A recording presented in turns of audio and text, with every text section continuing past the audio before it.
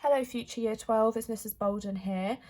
For your next task then, we are going to be looking at a poem, Strange Fruit by Seamus Heaney. You may have heard of him. He's a very famous Irish poet and we will be looking at some of his poetry as we continue to go on through the course. So I thought this would be a nice introduction task so we can have a look at one of his more well-known works. The first thing I'd suggest doing when you get a poem is to read it through twice.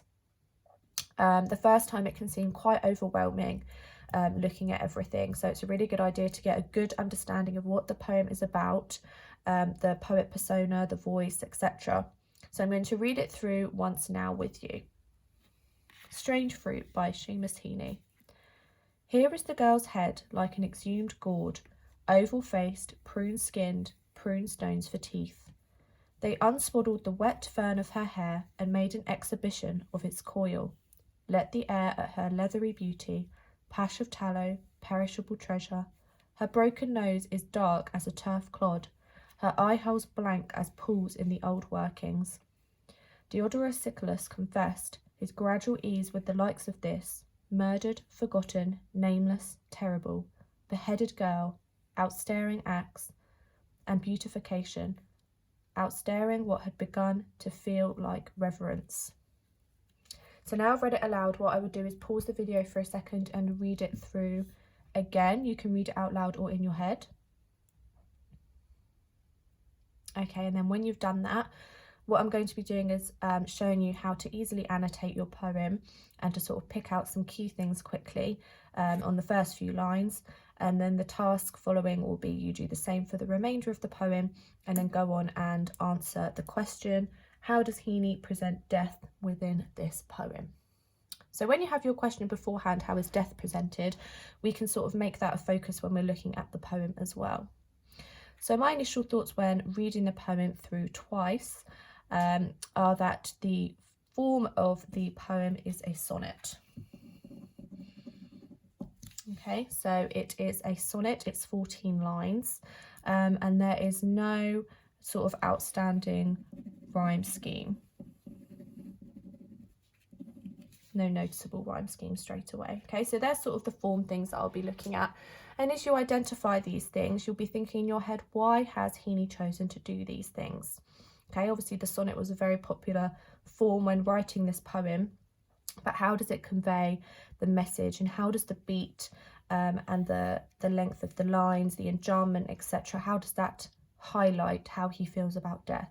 So those are things we can be thinking in our heads already.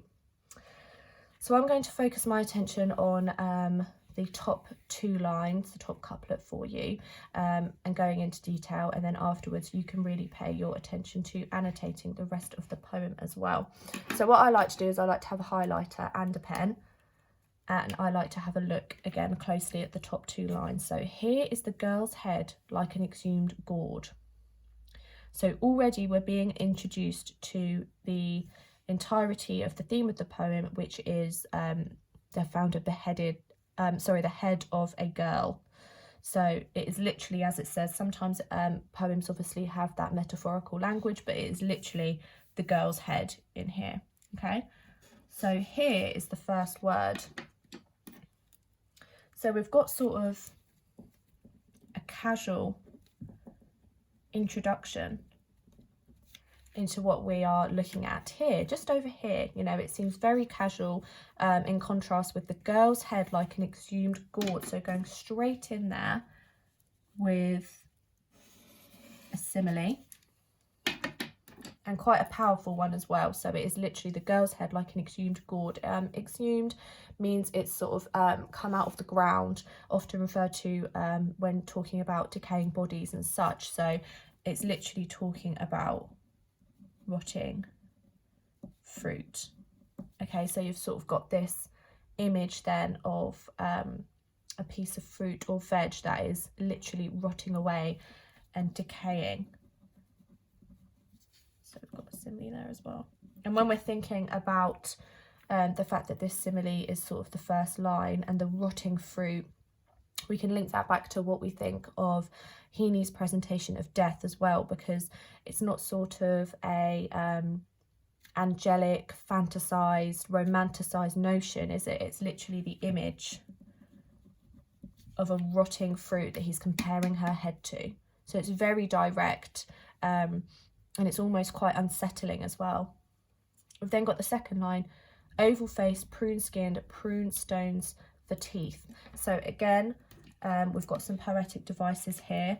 We've got the listing in there, and we've got the repetition of prune as well.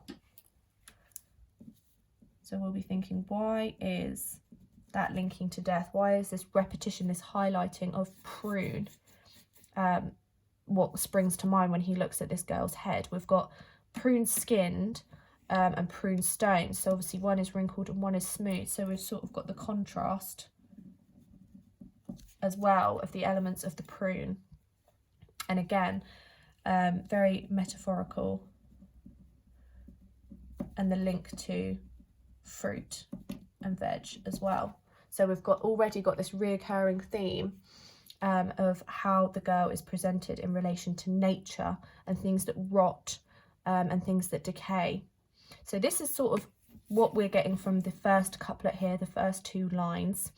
I mean, poetic device wise, obviously we've got the repetition, we've got as well the end stopped lines, which means we've got the punctuation at the end of the lines.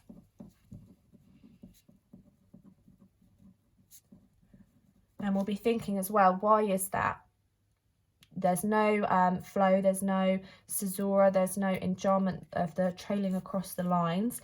It's quite abrupt full stops and harsh full stops here. So here Heaney forces us to take a pause and really reflect on and understand what he's saying. He really wants these first two lines to stick with us and sort of set a scene for the rest of the poem. So I know this is quite common to how you would be doing your poetry in year 11 anyway. So it's just a bit of a refresher really as well, obviously with you being out of school for a while, just to have a look at the sort of way you would go about this. So reading through the lines individually, highlighting, you know, the devices that stand out to you and the language features, making your annotations, and then you'd be going on and doing this for the rest of the poem as well. Obviously keeping in mind the question, how does Heaney present death within the poem? So as I said, when we know the question beforehand, it's really helpful because as I've done, we can sort of pick out things that we can link really nicely to the question as well.